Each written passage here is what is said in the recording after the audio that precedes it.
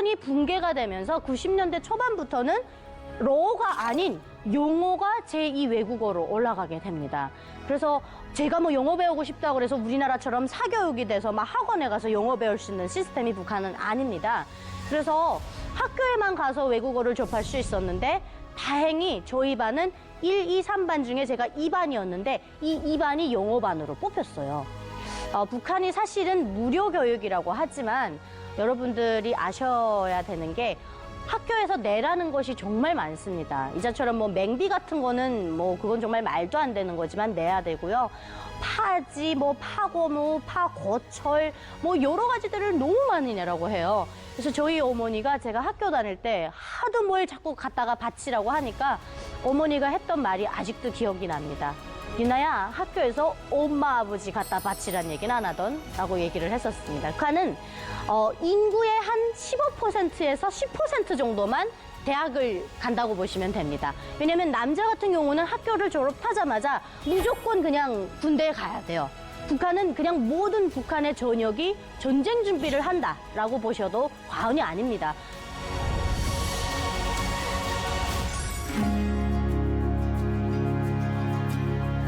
네, 시청자 여러분 안녕하십니까. 저는 북한 출신 방송인 정유나라고 합니다. 만나서 반갑습니다.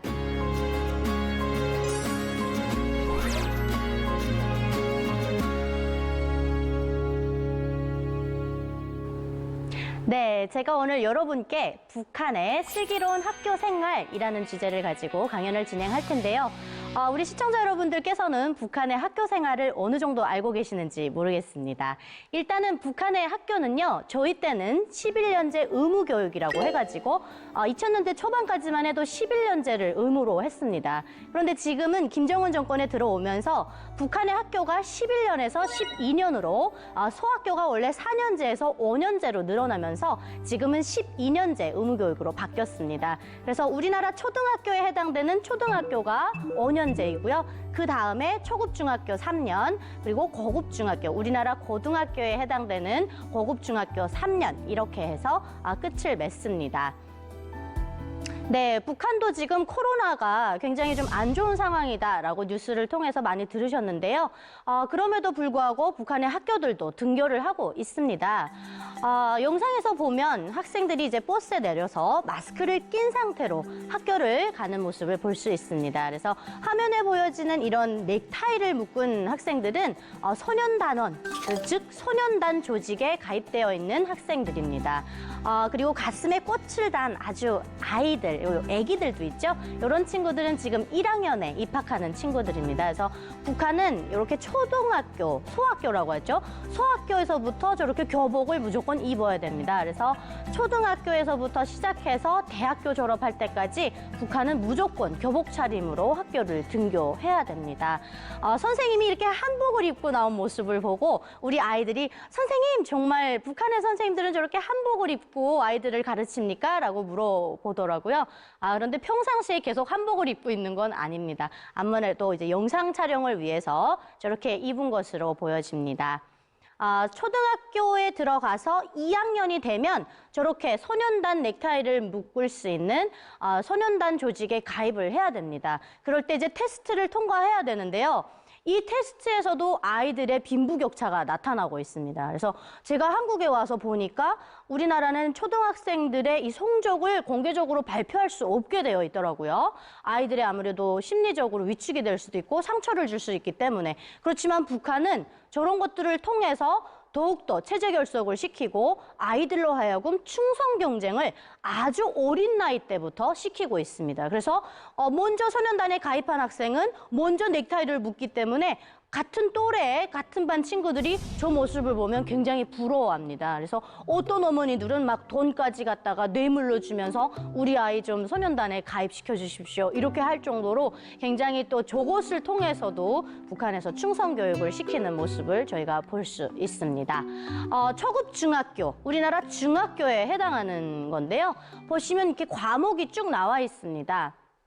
과목을 이렇게 쭉 보면 뭐 수학도 있고 과학도 있고 국어도 있고 영어도 있고 우리가 배우고 있는 것들이 기본적으로 들어가 있죠. 그렇지만 저기는 무시하시고 그 위를 보십시오. 위대한 실영 김일성 대원수님 혁명활동이라고 하는 김부자의 그 연역을 보여주는 혁명활동 과목이 제일 위에 탑 자리에 위치하고 있습니다. 그 옆에 나오는 것은 시간입니다. 136시간을 3년 동안 수료를 해야 된다는 것이죠. 그래서 제가 이제 다니던 대학이 김정숙 교원대학인데요. 이 대학을 가려면 저 김일성, 김정일, 또 김정은까지 지금은 추가가 됐죠. 그리고 김정숙, 김일성의 와이프라고 해야 되나요? 김일성의 아내, 그리고 김정일의 어머니, 김정은의 친할머니죠. 그의 이름을 딴 김정숙 교원대학을 제가 다녔고요.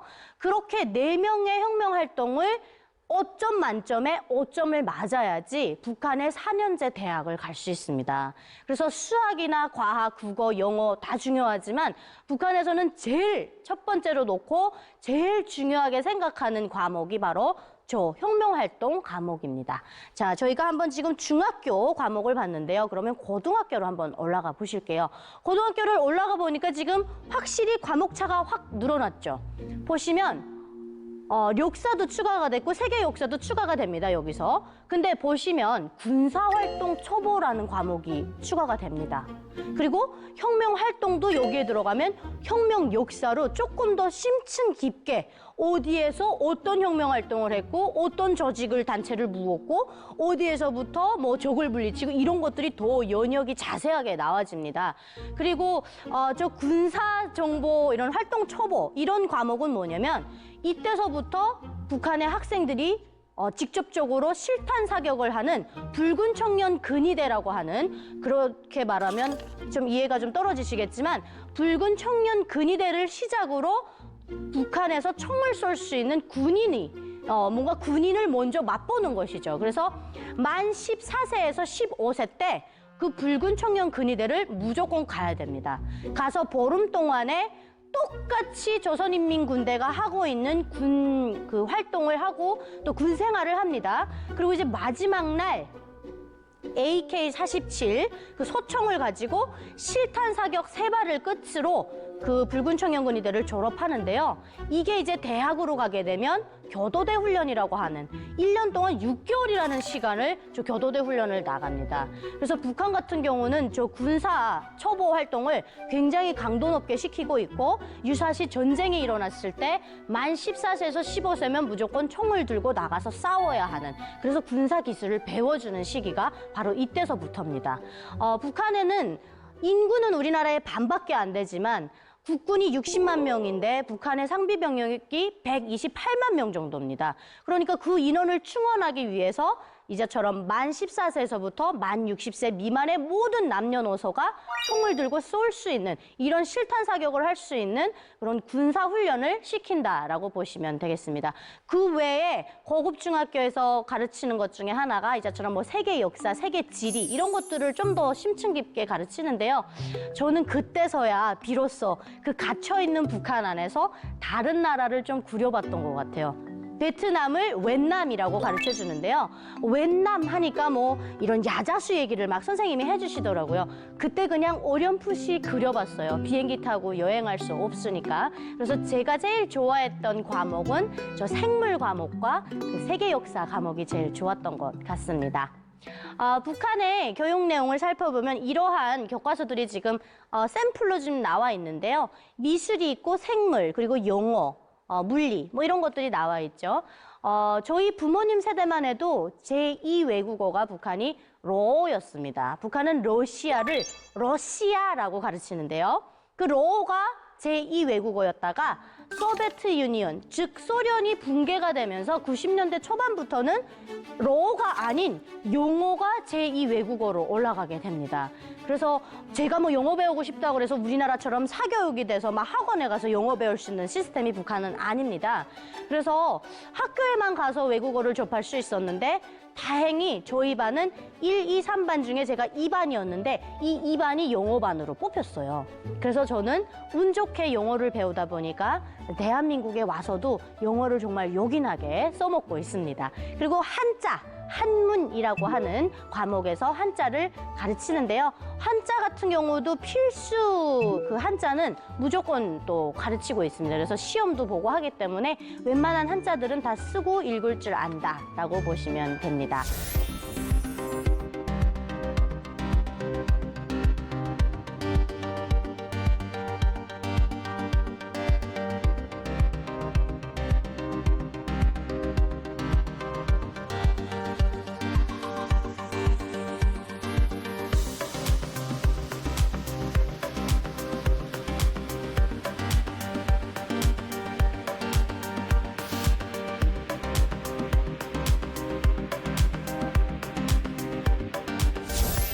그리고 또 김정은 정권에 들어오면서 과학기술 전당 뭐 이런 것들을 막 지으면서 뭐 미래로 나아가는 과학기술의 새 시대를 열겠다 이런 얘기를 많이 강조를 했습니다.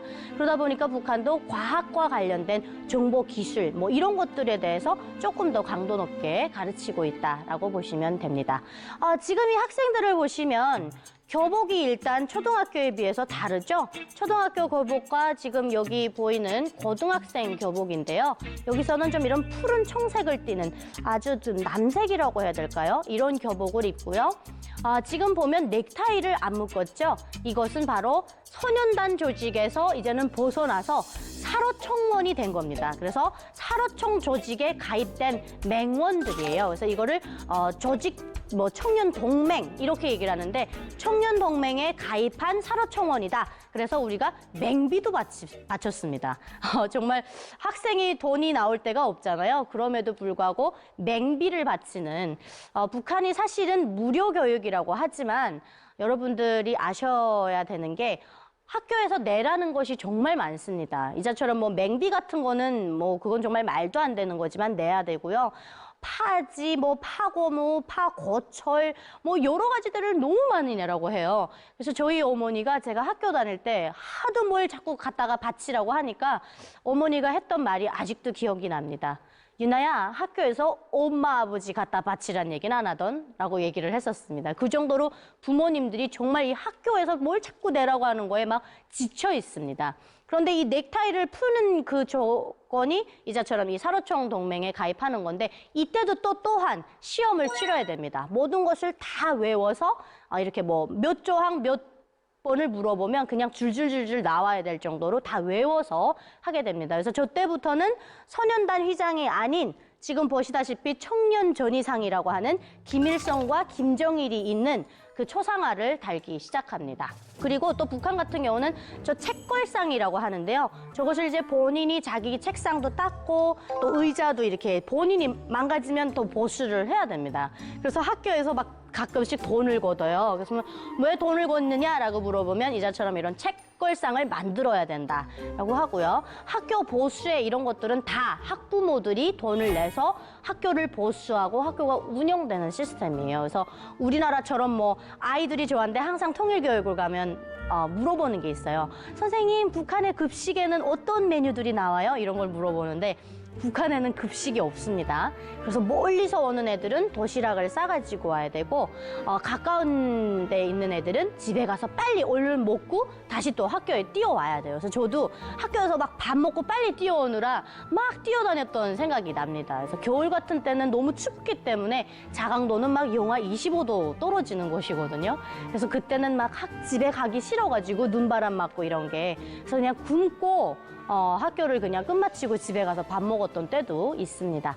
이렇게 또 북한의 학교 생활을 보시면 모든 것들이 다 자력갱생이다라고 보시면 됩니다. 뭐 국가에서 여기에 뭘 제공해주고 전혀 없습니다. 교과서도 부족해서 현저히 교과서가 부족합니다. 그래서 장마당에 가서 돈 있는 집안의 자식들은 교과서를 사다가 그나마 볼 수 있고요. 교과서 없는 집안의 아이들은 남의 교과서를 빌려다가 어머니들이 필사를 해줍니다. 등잔불 켜놓고. 그래서 굉장히 북한에서는 공부하고 싶어도 공부할 수 있는 그 상황이 굉장히 열악하고요. 우리나라 특목고에 해당하는 일고중 이런 학교들을 내놓고서는 굉장히 열악하다라고 보시면 됩니다. 북한의 또 대학 입시 제도에 대해서도 굉장히 궁금해 하시더라고요. 북한은 인구의 한 15%에서 10% 정도만 대학을 간다고 보시면 됩니다. 왜냐면 남자 같은 경우는 학교를 졸업하자마자 무조건 그냥 군대에 가야 돼요. 북한은 그냥 모든 북한의 전역이 전쟁 준비를 한다라고 보셔도 과언이 아닙니다. 그런데 대학을 바로 학교를 졸업하자마자 가는 경우는 굉장히 특이한 경우예요. 남자가 그럴 경우에. 어떤 경우냐면 정말 머리가 좋은 거예요. 그러면 이 아이를 국가적으로 인재로 키워야 되지 않습니까? 예를 들어 해커로 키운다든지 아니면 군사기술 쪽으로 뺀다든지 이럴 때만 군대에 가는 거지 아무리 대학 시험에 통과하더라도 군대를 갔다 와서 다시 대학을 가야 되는 이런 상황입니다. 그래서 제가 대학을 다닐 때도 저보다 막 11살, 12살 많은 진짜 그야말로 삼촌들하고 제가 대학을 다녔거든요. 그래서 막 이렇게 수염 막 있는 이런 정말 나이가 좀 있으신 분들이랑 대학을 다녔는데 우리나라처럼 수능을 보는 게 아닙니다. 북한의 대학은. 대학을 갈 때 대부분 영상에서 보시다시피 이렇게 대학을 가서 지금 시험을 보고 있는 거거든요. 학교를 졸업할 때 이제 고등학교 3학년이 되면 학교에 우리나라 TO에 해당되는 본트라는 게 나와요. 그러면 김정숙 교원대학에서 본트가 4개 내려왔다. 그러면 그 4명만 학교를 갈 수 있다라는 겁니다. 그런데 옛날에는 부모님 세대만 하더라도 좀 뭐 사회주의, 뭐 공산주의 이런 것들을 좀 실행하려고 할 때는 공평하게 정말 성적순으로 갔지만 사실 요즘에는 돈이 있는 친구들이 그 TO를 따내요. 그래서 본트를 따낸다 이렇게 얘기를 하는데 부모님이 돈 좀 있거나 권력이 있으면 학교 교장 선생님하고 이렇게 샤바샤바 해서 뇌물을 좀 주고 그 본트를 가져옵니다. 그래서 돈이 있어야지만 대학을 다닐 수 있고요. 북한엔 이런 말이 있습니다. 아들이 군사복무를 하던 딸이 대학 공부를 하던 부모님이 같이 군복무를 하는 거고 같이 대학 공부를 한다라고 얘기를 합니다. 그 정도로 대학에서 몰래라 엄청 많이 있고요. 모든 거 하나부터 10까지 다 본인이 가져가야 됩니다. 그렇기 때문에 돈이 없으면 대학 4년제 절대 나올 수가 없습니다. 그래서 지방에서 정말 성적이 뛰어나서 김일성 종합대학에 간다고 하더라도 졸업을 못하고 대부분 그냥 다시 고향으로 내려오는 경우도 있고요. 그래서 이제 저도 대학을 다닐 때 예체능을 하다 보니까 북한에도 이 예체능 쪽은 돈이 굉장히 많이 드는 곳입니다. 그래서 이제 저도 또 음악을 하다 보니까 악기에서부터 모든 오선지 이런 것들을 본인이 다 사가지고 가서 연습을 하고 했었거든요. 그래서 우리나라에서는 이런 대학교마다 가서 시험 보는 경우에는 실기 시험밖에 없더라고요. 뭔가 뭐 악기를 잘한다거나 이럴 때. 그렇지만 북한은 무조건 대학교에서 제시하는 그 대학 시험을 대학교에 가서 봐야 되고 대학교 시험을 보고 나면 대학교 밖에 벽보에 이렇게 합격 붙어 있고 또 불합격 이렇게 공지가 뜹니다. 그래서 우리나라처럼 뭐 핸드폰 켜거나 노트북을 켜서 내가 합격이 됐는지 안 됐는지 볼 수 있는 시스템이 북한에 인터넷이 없다 보니까 안 되고 이렇게 학교에 가서 직접 눈으로 확인하셔야 됩니다. 북한에 또 학교 졸업하면 주는 졸업증인데요. 저렇게 담임 선생님이 일일이 손으로 다 채점을 해서 줍니다. 지금 이 친구 같은 경우에 역사 혁명활동 부분에서 지금 6점 뭐 이렇게 나왔죠. 성적이 굉장히 낮아요. 그래서 저기 보면 총평의 보통이라고 나와 있지 않습니까? 이거는 거의 낙제 수준입니다. 여기서 최우등이 나와야지만 대학을 갈 수 있습니다. 최우등이 나오려면 거의 5점 만점에 총평이 한 4.98 정도는 나와야 됩니다. 근데 이렇게 보통이면 이 친구는 대학이든 전문 학교든 못 가는 성적이다라고 보시면 됩니다. 그래서 지금 벌써 혁명활동에서 이렇게 10점 만점에 10점이 못 나오면 대학을 갈 수 없는 수준이다라고 보시면 되고요. 보시면 뭐 대학 추천 예비 시험이 있고 본 시험이 있다 이렇게 나와 있죠. 10%에서 15%만 대학에 가고 이렇게 또 북한은 대학교에 이렇게 교복을 입어요. 우리나라에서는 대학생들이 교복을 안 입잖아요. 북한은 무조건 교복을 입어야 된다라고 보시면 되겠습니다. 네, 북한은 이렇게 보시다시피 대학 추천 예비 시험을 보고 본 시험을 봐서 평균 10에서 15%만 대학 진학을 한다라고 되어 있습니다. 선발 기준을 보면 조금 웃긴데요. 뭐 우리나라는 대학 시험을 볼 때 아버지 어머니가 조선노동당원인지 뭐 이런 걸 따지지 않잖아요. 예를 들어서 뭐 어디 뭐 당에 입당해 있는지 이런 걸 따지지 않지만 북한은 출신 성분을 첫 번째로 따집니다.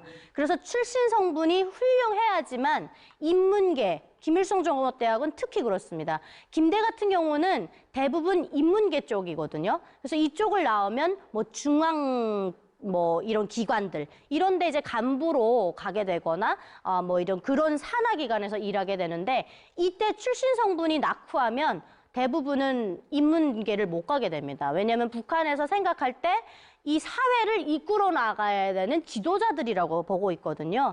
그래서 이제 김일성 종합대학 같은 경우는 이런 당간부들을 양성해내는 학교이기 때문에 출신 성분을 무조건 따져보고요. 또 북한의 대학교들은 유명한 대학교들이 여러분들 눈치채셨는지는 모르겠지만 김씨 일가의 이름을 다 땄습니다. 그래서 김일성 종합대학, 김정일 정치대학, 뭐 군사대학 이렇게 나가고 또 김형직 사범대학. 김형직은 잘 모르실 테지만 김일성의 부친이죠. 또 이렇게 부친의 이름까지 따가지고 했고요. 이건 또 아무것도 아닙니다. 강반석, 그의 어머니, 동생인 강건.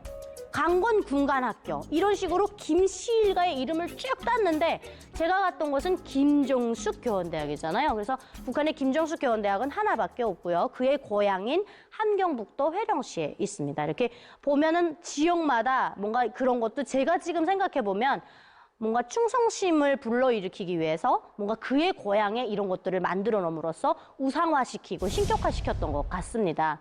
그리고 이제 조직생활 평정서라는 게 있는데요. 이건 뭐냐면 담임 선생님이 이제 작성해 줍니다. 그러면 학교에 늘 얘가 지각을 했는지, 학교에서 내라는 거 잘 냈는지, 이거 중요합니다. 학교에서 내라는 거, 우리나라는 뭐 김영란법 때문에 선생님한테 뭐 아이크림 주는 것도 안 된다고 하더라고요. 근데 북한은 이거 필수적으로 선생님한테 갖다 드려야 돼요. 그래야 저 조직생활 평정서가 잘 나옵니다. 와, 이 친구는 아주 충성심이 뛰어나고 아버지 장군님의 전사로서 뭐 정말 국가를 위해서 큰일을 해낼 것이다. 뭐 이런 식으로 써줍니다. 그러면 이제 좋은 대학을 갈 수 있는 거고요. 또 시험 성적 같은 경우도 물론 기본은 해줘야 되겠지만 담임 선생님의 그 뇌물 수준에 따라서 성적도 조작이 됩니다. 우리나라 같으면 큰일 나죠. 그런데 미리 이렇게 시험지를 준다든지 이런 것들이 북한에서 만연하게 일어나고 있거든요. 그런데 엄연하게 이것도 북한에서 처벌은 합니다. 그런데 처벌을 어떻게 합니까? 위에 윗대가리들이 돈을 다 받아먹었는데. 그렇기 때문에 시험 성적을 얼마든지 조작이 가능하고 학교도 TO 같은 경우도 돈만 있으면 빼내는 거죠. 이렇게 되어 있고 보시면 뭐 내각 교육위원회가 대학별 본시험 그리고 수험 인원을 결정한다라고 되어 있지 않습니까? 이게 이제처럼 그런 거예요. 본트를 학교에다 뿌리면 대충 어느 정도인지 인원이 파악이 됐잖아요. 근데 그 인원이 다 가는 게 아니라 시험을 봐서 거기서 이제 추려내는 경우가 대부분입니다. 보시면 예비 시험이 있는데요. 매년 4월에 이제 이틀에 걸쳐서 진행되고요. 제가 한국에 와서 정말 깜짝 놀랐던 게 이때 북한의 어머니들도 막 찰떡 싸가지고 오고 이거 엿 있잖아요. 막 이렇게 쭉쭉 늘어나는 이런 엿을 싸가지고 밖에 기다리고 있거든요. 그래서 막 아이들이 시험에 붙으라고 하는 거 이런 것들은 또 이 남북한이 좀 똑같더라고요. 그래서 제가 한국에 와서 이런 얘기를 했습니다. 남북한이 통일된 것 중에 하나가 어머니들의 치맛바람이 통일이 됐더라. 저는 단 한 번도 저희 어머니께 어머니 저는 바이올린을 배우고 싶습니다. 이런 얘기를 한 적이 없거든요.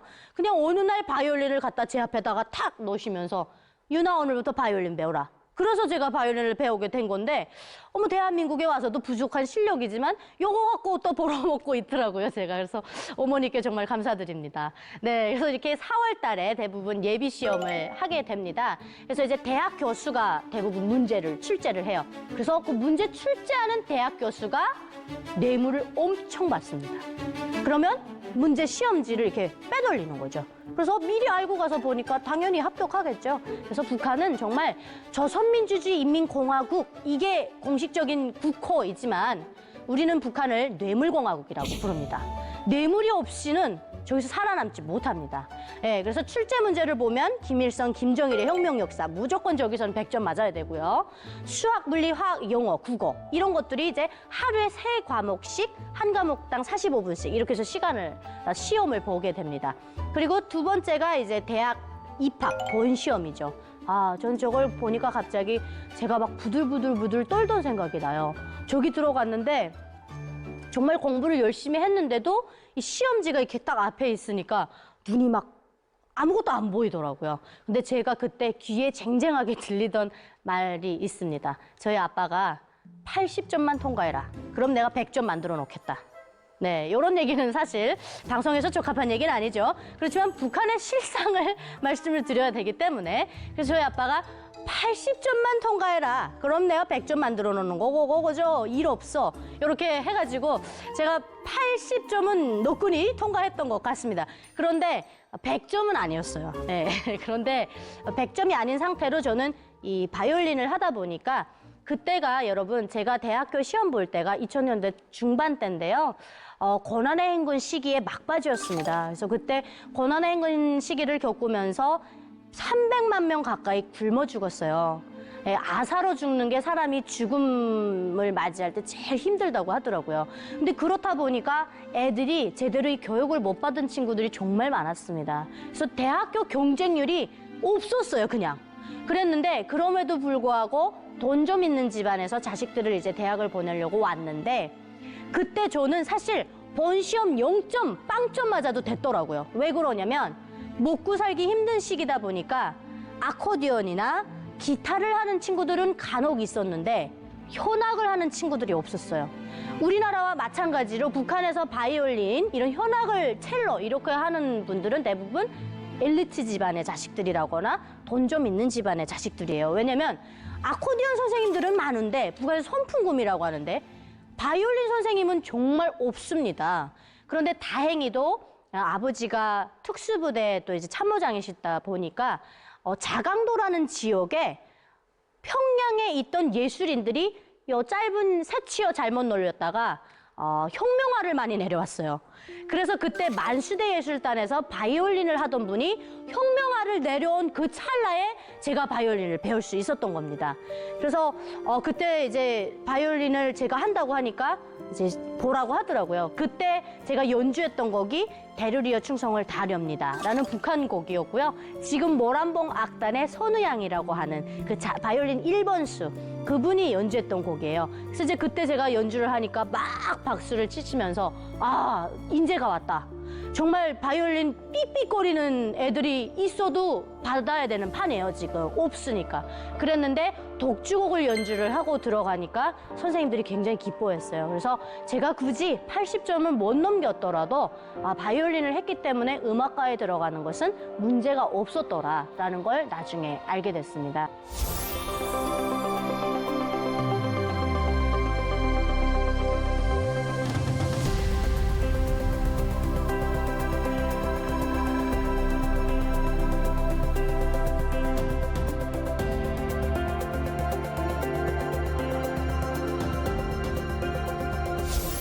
그래서 이제 학교 다닐 때 대학을 사실은 우리나라 같은 경우는 그런 게 없지만 오전에만 대부분 강의를 하고요. 오후에는 삽과 곡괭이, 호미를 들고 농촌동원을 나가서 농촌에 가서 김을 메고 모내기를 하고 풀 뽑고 이런 것을 합니다. 그래서 제가 대학을 다니면서 공부했던 기억보다 정말 이 아침에 학교 갈 때는 그 여러분들 알고 계시는 치마 저고리 교복 입고 갔다가 작업복으로 갈아입고 농촌에 가서 이렇게 학교 갈 때 이렇게 가방도 메고 가지만 호미도 가져가야 돼요.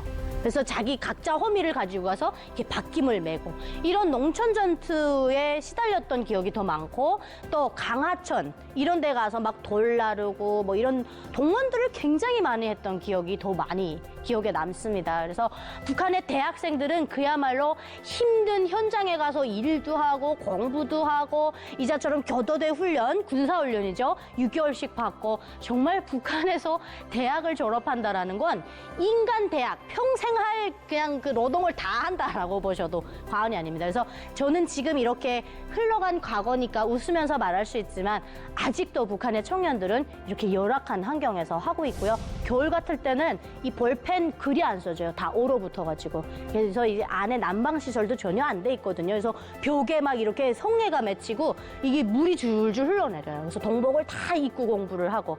그래서 우리나라에서 공부하시는 우리 대학생분들은 이 방송을 보신다면 정말 정말 좋은 환경에서 공부하고 계신다라는 말씀을 드리고 싶고요. 지금도 이 시간에도 북한의 대학생들은 이렇게 충성을 강요당하고 생계형 충성을 하고 있다라고 보시면 되겠습니다.